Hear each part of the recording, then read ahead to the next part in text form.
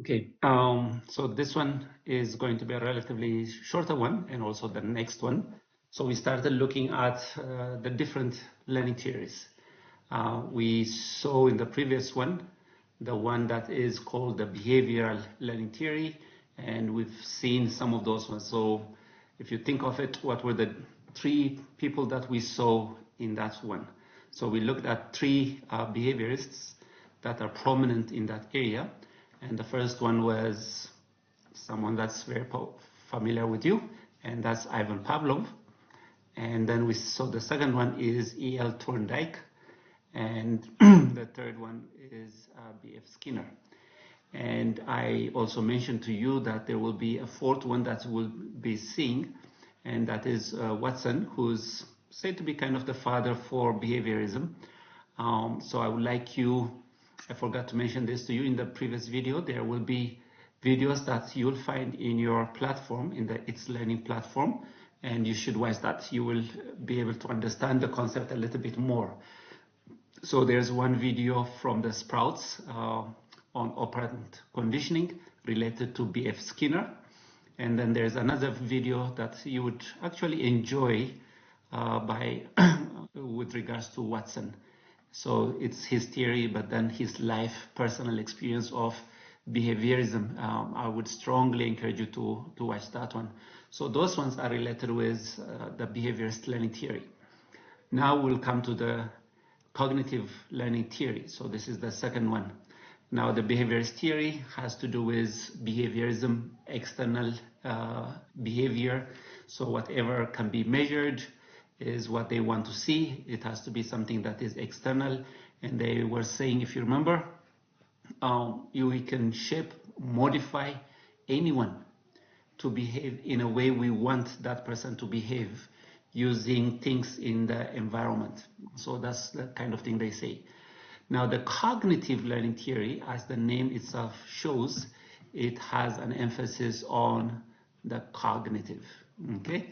So this means it has an emphasis on the brain. It has an emphasis on students making sense of their own learning themselves without any external pressure on them, without any external influence on them. So learning results from internal mental activity and not external imposed stimuli. So you don't need to show me meat to modify my behavior according to this ones. I need to be able to see, I need to be able to think. As I think and process it mentally, that would result in me behaving in a way that I want to behave. So you can't necessarily make me without me necessarily processing it and understanding it mentally. So cognitively. So that's the idea here. The behaviorists, I can shape you, I'll make you by using external stimuli. In their case, it is me who processes things mentally, and then I determine how I will be behaving. Learner is an active participant in the learning process, okay? So learning is not externally imposed. In the case of the behaviorism, the teacher is the one that shapes. The teacher is the one that's active. The student is passive.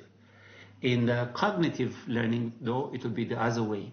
The teacher will provide the environment, but the student is actively engaged in making sense of his or her own learning. So the student will be an active participant in the learning process. Learning is a cognitive process involving the learner acquiring new information, transforming his state of existing knowledge. So the learner acquires new information. That new information that the learner acquires will transform the existing knowledge, okay? So I gain something new, and what I gain will transform the knowledge that already is there, okay? So the prominent person when we talk about cognitive learning is this French guy called Jean Piaget, and it says every individual functions within his or her environment in an interactive fashion. Every person interacts with the situations, with the things that are around, making sense of them. If you put a child in one area, That child will go around touching things, putting things into their mouth. So that is a mental process. Intelligence is not simply poured into children, rather they actively structure understanding. They help create it through their own activity. With children, or for that matter with anybody, you can't come and pour intelligence into a child or into a student. The student himself has to engage with the things in the environment around him, with the resources that you provide that learner in the classroom setting, whether it is the reading materials, the exercises you give, whatever you give that student, the student engages with that, and as he engages with it, he will develop intelligence and understanding of it. Otherwise, you can't put it into a student, is what they say. So learning happens as a result of the student interacting with the resources that are provided for the student. Now, there are some terms when we talk about cognitive learning, some terms that we need to understand. One is this idea of organization. Now, our brain has this natural tendency to make sense of things that come into the mind, okay? And the way it does is it relates it in a logical manner. Now, I know all of you here using this computers, whatever it is, I know you use computers and you're familiar with the way things work. Now let me ask you, if I give you a new document, like this document, if I give you a new document, if I email you a document related to, let's say, writing a lesson plan. Now, when you receive that file from your email, where would you put it in your computer? Where would you save it? You won't just throw it into the C drive. You know, we have the C drive, and then that one is compartmentalized. Now, the C drive is the big drive. It is the hard disk that you have here, the main drive. You won't just take that and dump it into the C drive. You won't drop every file that you see from spiritual formation, from principles, and from church history. You don't just throw all of those things into one big drive. What do? I think I can almost hear you say, we create folders. Okay? We create folders for the different ones. So you create a folder for principles and methods of teaching. And so when you download something from the platform, from It's Learning, you take it and you put it where? You put it into that folder, the folder that says Principles and Methods of Teaching. So that's your way of organizing your files, okay?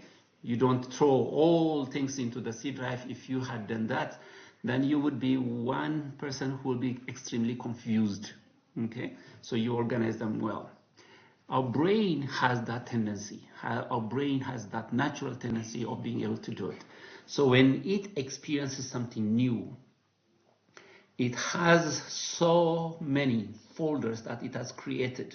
And so it puts those things that you learn, that it receives, into appropriate folders, okay? So it organizes it. Organization is the idea of it. And then we have this thing called the schema. The schema is the organized body of knowledge. Okay, the organized body of knowledge related to a certain thing. They assist the learner by facilitating his retrieval and utilization of acquired information for future problem solving. So schema is the organized body of knowledge in relationship to something. For example, if I say to you, table, automatically there is something that comes to your mind. There are certain descriptions of what a table is. You think of 4 legs, you think of a flat top, you think of using it for writing, you think of using it for food. So all of these descriptors of what a table is a schema related to the table. So we developed that schema. We have developed schemas. Our brain creates that in regards to different things, a number of things. Okay, so there's a schema. A schema is the characterization descriptors in relationship to different things that we learn, our brain learns. Our brain learns. So third word for us to remember is this thing called equilibration. Equilibration has to do with this. Now, so the way we learn, our brain naturally wants to be at equilibrium. You know what equilibrium is, at a balance, okay? It wants to be at a balance. Now, when you experience something different from what you know, your brain experiences a disequilibrium. And our brain, because it wants always to be at equilibrium, it creates that equilibration. So that equilibration has to do with when I experience something that is different from what I know, that is a disequilibrium, and my brain tries to bring that back to equilibrium, which is called equilibration. So the way we learn is through that process of disequilibration and equilibration. For example, a child walks around, light has gone out, and he sees a candle that is lit. Now that child thinks that is a toy to play, okay? So he goes running and goes, and he wants to touch it, and he touches it, and it burns him. The minute it burns him, he experiences a disequilibrium or dissonance, a disequilibrium, because what he knows, at least he thought, that is a toy. But when he went and touched it, he found out that it is not a toy. So that's a disequilibrium there.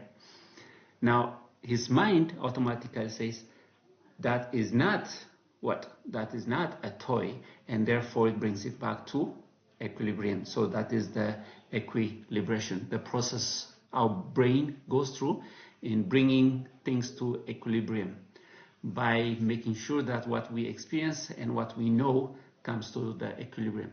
Now, there are two things that we do. When you have something, let me say, when you receive a file that is related with principles and methods of teaching, somehow related to it, you take that file, and what do?